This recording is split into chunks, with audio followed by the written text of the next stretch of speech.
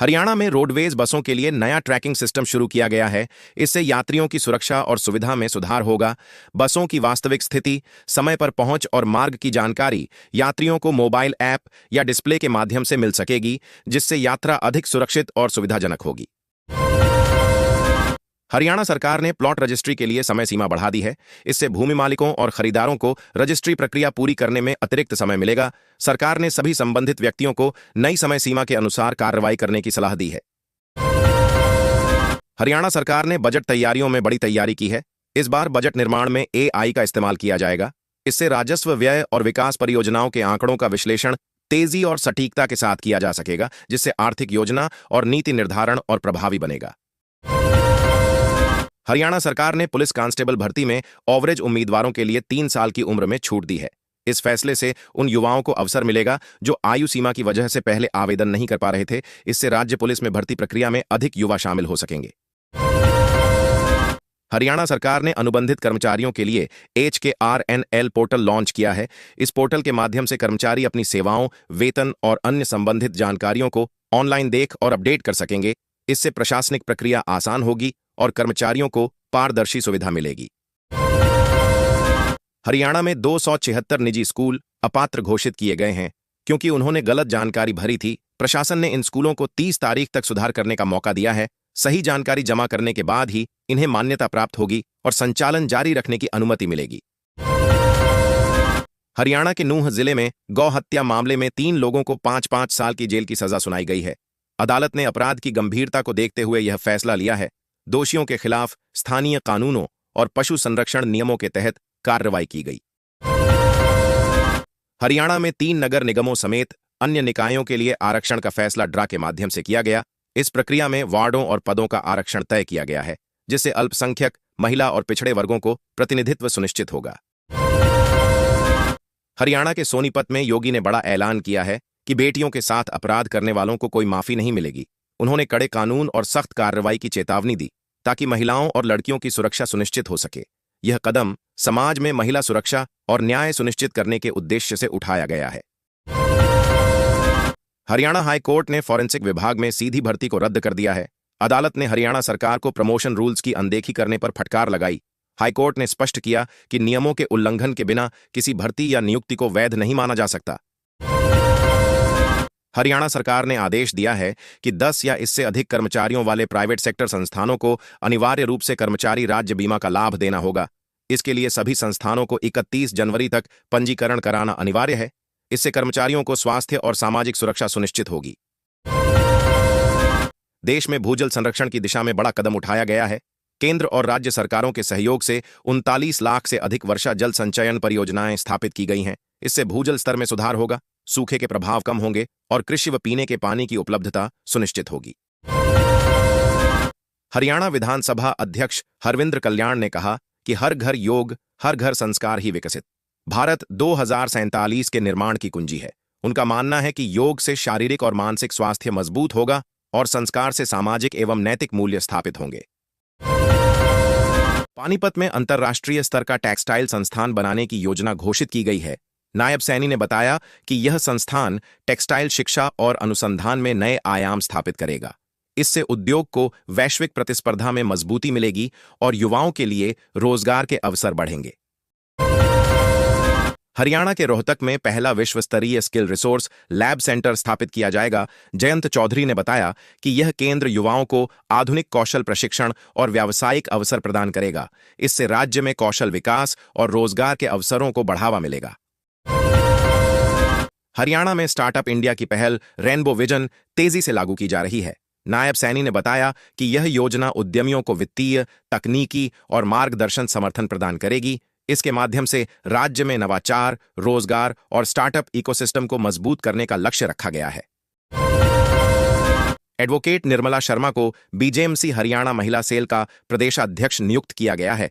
उनका यह चयन महिला सशक्तिकरण और संगठन के विस्तार को मजबूत करने की दिशा में अहम कदम माना जा रहा है। समर्थक और पार्टी कार्यकर्ताओं ने नियुक्ति पर खुशी और शुभकामनाएं व्यक्त की हैं।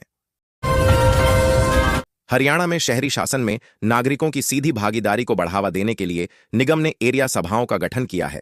इन सभाओं के माध्यम से स्थानीय निवासी विकास कार्यों, सुविधाओं और समस्याओं पर सीधे सुझाव और निर्णय दे सकेंगे। इससे शासन और जनता के बीच संवाद और सहभागिता मजबूत होगी। उपराष्ट्रपति 39वें सूरजकुंड अंतर्राष्ट्रीय आत्मनिर्भर शिल्प महोत्सव का उद्घाटन करेंगे। महोत्सव में देश भर के बुनकरों और हस्तशिल्पियों को 1200 स्टॉल्स का अलॉटमेंट जारी किया गया है।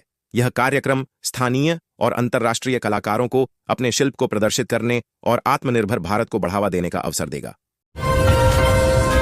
हरियाणा के एक युवक का सोशल मीडिया पर वीडियो वायरल हो रहा है। इसमें उसने लद्दाख में BRO के साइन बोर्ड पर गुर्जर स्टिकर चिपकाया।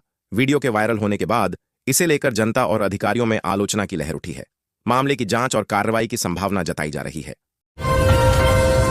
हरियाणा के डबवाली में 2 मंजिला PWD गेस्ट हाउस बनाया जाएगा। इसे हाईटेक सुविधाओं से लैस किया जाएगा। राज्य सरकार ने इसके लिए 10.93 करोड़ रुपए को मंजूर किए हैं। गेस्ट हाउस से सरकारी अधिकारियों और आगंतुकों को बेहतर आवास और सुविधाजनक सेवाएं मिलेंगी, साथ ही क्षेत्र का विकास भी प्रभावित होगा। हरियाणा सरकार ने बाह्य विकास शुल्क में 10% वृद्धि की घोषणा की है। इसके चलते नए प्रॉपर्टी प्रोजेक्ट्स की कीमतों में बढ़ोतरी होने की संभावना है। अधिकारियों ने कहा है कि यह कदम शहरों के इंफ्रास्ट्रक्चर और विकास योजनाओं को वित्तीय रूप से मजबूत करने के लिए लिया गया है। हरियाणा सरकार ने राहवीर योजना शुरू की है, जिसके तहत सड़क हादसे में घायल लोगों की मदद करने वाले नागरिकों को 25,000 रुपये तक का इनाम दिया जाएगा। योजना का उद्देश्य आपातकालीन स्थिति में लोगों को तुरंत सहायता देने के लिए प्रोत्साहित करना और सड़क सुरक्षा में सुधार लाना है। हरियाणा की सभी बड़ी परियोजनाओं में पारदर्शिता बढ़ाने के लिए अब QR कोड अनिवार्य रूप से लगाए जाएंगे। इन कोड को स्कैन करने पर योजना की DPR, वॉल्यूम ऑफ क्वांटिटीज, स्वीकृत तकनीकी विनिर्देश, ठेकेदार, इंजीनियर इंचार्ज और कंसल्टेंट्स की पूरी जानकारी मिल सकेगी। इससे सरकारी परियोजनाओं में निगरानी और भरोसा बढ़ेगा। हरियाणा में परीक्षा के दौरान धार्मिक प्रतीकों की अनुमति देने का निर्णय लिया गया है। अब महिलाएं और सिख छात्र अपनी धार्मिक पहचान के प्रतीक जैसे दुपट्टा, पगड़ी या अन्य सम्मानजनक वस्त्र पहनकर परीक्षा दे सकेंगे। इस निर्णय से छात्रों को मानसिक राहत मिली है और धार्मिक स्वतंत्रता का सम्मान बढ़ा है। हरियाणा सरकार ने परीक्षाओं में धार्मिक प्रतीकों की अनुमति देने का बड़ा फैसला लिया है। इसके तहत छात्रों को कृपाण, मंगलसूत्र और अन्य धार्मिक प्रतीक पहनने की अनुमति दी गई है। सरकार ने स्पष्ट दिशा निर्देश जारी किए हैं कि ये प्रतीक परीक्षा में बाधा नहीं डालेंगे और किसी भी प्रकार के अनुचित व्यवहार पर सख्त कार्रवाई होगी। सोनीपत में सब्जी मंडी के स्थानांतरण को लेकर विधायक निखिल मदान ने कहा कि इससे शहर में लगने वाले जाम से बड़ी राहत मिलेगी। उन्होंने बताया कि मंडी के शिफ्ट होने से ट्रैफिक व्यवस्था सुधरेगी और आम लोगों को आवागमन में सुविधा मिलेगी। प्रशासन इस दिशा में आवश्यक तैयारियां कर रहा है। हरियाणा के सोनीपत स्थित लहरी सिंह पार्क का स्वरूप बदलेगा। पार्क के सुंदरीकरण पर 2.49 करोड़ रुपए खर्च किए जाएंगे। इस योजना के तहत हरियाली, बच्चों के खेल उपकरण, वॉकिंग ट्रैक और लाइटिंग जैसी सुविधाएं विकसित की जाएंगी, जिससे शहरवासियों को बेहतर मनोरंजन और स्वास्थ्य सुविधाएं मिलेंगी। आरक्षण से खिलवाड़ बंद करे सरकार और 2 लाख खाली पद तुरंत भरे जाएं।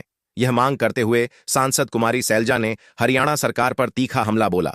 उन्होंने कहा कि भर्ती में देरी और आरक्षण नियमों की अनदेखी से युवाओं का भविष्य प्रभावित हो रहा है। सरकार को तुरंत ठोस कदम उठाने चाहिए। हरियाणा में बेटों की चाह नहीं थम रही। एक महिला ने 10 बेटियों के बाद बेटे को जन्म दिया। परिवार ने बेटे के जन्म पर खुशी जाहिर की है, जबकि समाज में अब भी बेटों को वरीयता देने की परंपरा चर्चा में है। यह मामला राज्य में लिंग संतुलन और सामाजिक जागरूकता पर बहस को बढ़ा रहा है। हरियाणा में स्वास्थ्य मंत्री आरती राव अपने पिता राव इंद्रजीत के बचाव में सामने आईं और विरोधियों को करारा जवाब दिया। उन्होंने कहा कि परिवार के खिलाफ फैलाए जा रहे आरोप निराधार हैं और सच्चाई जनता के सामने साफ है। मंत्री ने राजनीतिक विरोधियों पर तीखा प्रहार किया। हरियाणा में 25 जनवरी से बारिशों का दौर शुरू होगा। मौसम विभाग के अनुसार एक साथ 3 पश्चिमी विक्षोभ सक्रिय होंगे, जिससे कई जिलों में हल्की से मध्यम बारिश और बर्फबारी की संभावना है। किसानों और यात्रियों को सतर्क रहने के निर्देश दिए गए हैं, जबकि ठंड में वृद्धि भी हो सकती है। सोनीपत, अंबाला और पंचकूला निगमों सहित 7 शहरी निकायों में चुनाव की मंजूरी दे दी गई है। चुनाव की तारीखों का अभी मौसम और प्रशासनिक तैयारियों के अनुसार घोषणा की जाएगी। चुनाव आयोग ने सभी तैयारियों को अंतिम रूप देने के निर्देश दिए हैं, ताकि चुनाव समय पर और निष्पक्ष तरीके से आयोजित हो सकें। वर्ल्ड बैंक के साथ काम करने का मौका मिल रहा है, जहां सेंट्रल बैंक ऑफ इंडिया में नौकरी के अवसर निकले हैं। वहीं हरियाणा पुलिस कांस्टेबल भर्ती के लिए भी आवेदन प्रक्रिया जारी है। इच्छुक अभ्यर्थी जल्द आवेदन करें और संबंधित विभाग की आधिकारिक वेबसाइट पर पात्रता व तिथियों की जानकारी जरूर जांच लें। हरियाणा बोर्ड ने 9वीं और 11वीं कक्षा की परीक्षाओं के लिए टाइम टेबल जारी कर दिया है। परीक्षाएं 16 फरवरी से 13 मार्च के बीच आयोजित की जाएंगी। छात्रों को अलग अलग विषयों के अनुसार परीक्षा तिथियों की जानकारी दी गई है ताकि वे समय पर तैयारी कर सकें और परीक्षा में सफलता प्राप्त कर सकें। सरकार ने चिराग योजना के तहत दाखिले से वंचित छात्रों को राहत देने का बड़ा फैसला लिया है। अब ऐसे छात्र जिनके प्रवेश में बाधा आ रही थी, उन्हें योजना के तहत दाखिला सुनिश्चित किया जाएगा। अधिकारियों ने कहा कि इसका उद्देश्य शिक्षा में समान अवसर प्रदान करना और छात्रों के उज्जवल भविष्य को सुरक्षित करना है। जदयू ने संगठन को मजबूत करने के लिए बड़ा कदम उठाया है और सभी स्तरों के चुनाव मार्च तक कराने का ऐलान किया है। पार्टी का लक्ष्य 1 करोड़ नए सदस्य जोड़ना है। इसके लिए व्यापक अभियान चलाया जाएगा ताकि संगठन की जमीनी पकड़ मजबूत हो और आगामी चुनावों में पार्टी की तैयारी पूरी हो सके। हरियाणा में 3 नगर निगमों सहित 7 शहरी निकायों के चुनाव को मंजूरी दे दी गई है। सरकार और चुनाव आयोग ने चुनाव प्रक्रिया शुरू करने की तैयारी कर ली है। जल्द ही मतदान की तिथियों की घोषणा की जाएगी। पंचकूला नगर निगम चुनाव पर संकट मंडराने लगा है। कांग्रेस ने वार्ड बंदी के खिलाफ हाई कोर्ट में चुनौती दायर की है। पार्टी का आरोप है कि वार्डों के सीमांकन में अनुचित बदलाव किए गए हैं। हाई कोर्ट में मामले की सुनवाई होने तक चुनाव प्रक्रिया पर राजनीतिक तनाव और चर्चा बढ़ गई है। दिल्ली की मुख्यमंत्री रेखा गुप्ता के आवास पर हरियाणा के मुख्यमंत्री नायब सैनी पहुंचे। इस दौरान रेखा गुप्ता ने आरती उतारकर उनका गर्मजोशी से स्वागत किया। मुलाकात की दिल छू लेने वाली तस्वीर सामने आई है, जो दोनों नेताओं के सौहार्दपूर्ण संबंधों को दर्शाती है। हरियाणा सरकार ने बड़ा फैसला लेते हुए परीक्षाओं के दौरान कृपाण और मंगलसूत्र पहनने की अनुमति दे दी है। सरकार ने कहा कि इससे धार्मिक भावनाओं का सम्मान होगा। साथ ही स्पष्ट किया गया है कि सुरक्षा और परीक्षा की निष्पक्षता से कोई समझौता नहीं किया जाएगा। ग्राम्य विकास बैंक के शाखा प्रतिनिधि चुनाव के नामांकन के दौरान हंगामा हो गया। नामांकन प्रक्रिया के समय उम्मीदवारों और समर्थकों के बीच कहासुनी बढ़ गई, जिससे माहौल तनावपूर्ण हो गया। मौके पर मौजूद अधिकारियों ने स्थिति को संभाला और प्रक्रिया को शांतिपूर्वक आगे बढ़ाने का प्रयास किया। हरियाणा के सोनीपत में पुलिस ने सुरक्षा व्यवस्था को मजबूत करने के लिए काम्बिंग अभियान चलाया। अभियान के दौरान संदिग्धों के पहचान पत्रों की जांच की गई। पुलिस ने बताया कि यह कार्रवाई कानून व्यवस्था बनाए रखने और अपराध पर अंकुश लगाने के उद्देश्य से की गई है। सिरसा में कहा गया कि स्वामी विवेकानंद का जीवन युवाओं के लिए प्रेरणा स्रोत है। उनके विचार, साहस और कर्मठता युवाओं को आत्मविश्वास और सामाजिक जिम्मेदारी का संदेश देते हैं। कार्यक्रम में उनके आदर्शों पर चर्चा की गई और युवाओं को देश और समाज के प्रति जागरूक बनने के लिए प्रेरित किया गया। हरियाणा कौशल रोजगार निगम लिमिटेड ने 7,700 पदों पर भर्ती निकाली है। इसके लिए उम्मीदवारों को किसी परीक्षा में शामिल होने की आवश्यकता नहीं होगी। चयन सीधी भर्ती और योग्यताओं के आधार पर किया जाएगा, जिससे रोजगार के अवसर तेजी से उपलब्ध होंगे। उत्तर भारत में ठंड का प्रकोप जारी है। पंजाब और हरियाणा के कई जिलों में तापमान 5 डिग्री सेल्सियस से नीचे गिर गया है। मौसम विभाग ने लोगों को गर्म कपड़े पहनने और स्वास्थ्य व सड़क सुरक्षा में सतर्क रहने की सलाह दी है।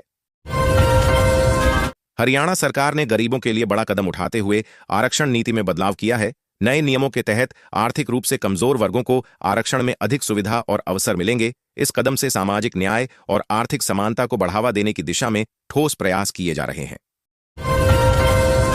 हरियाणा के पूर्व पुलिस महानिदेशक कपूर ने आईटीबीपी प्रमुख के रूप में अपना कार्यभार संभाल लिया है। उन्होंने सीमा सुरक्षा और बल के आधुनिक संचालन को मजबूत करने के लिए नई रणनीतियों पर ध्यान देने की बात कही है। हरियाणा में आयुष्मान योजना में गड़बड़ी करने वाले अस्पतालों के खिलाफ कार्रवाई जारी है। हरियाणा आयुष्मान भारत प्राधिकरण ने राज्य के 45 निजी अस्पतालों को आयुष्मान चिरायु योजना के पैनल से हटा दिया है। अधिकारियों ने कहा कि यह कदम धोखाधड़ी रोकने और लाभार्थियों का संरक्षण सुनिश्चित करने के लिए उठाया गया है। हरियाणा कांस्टेबल भर्ती में अभ्यर्थियों ने उम्र में छूट की मांग की है।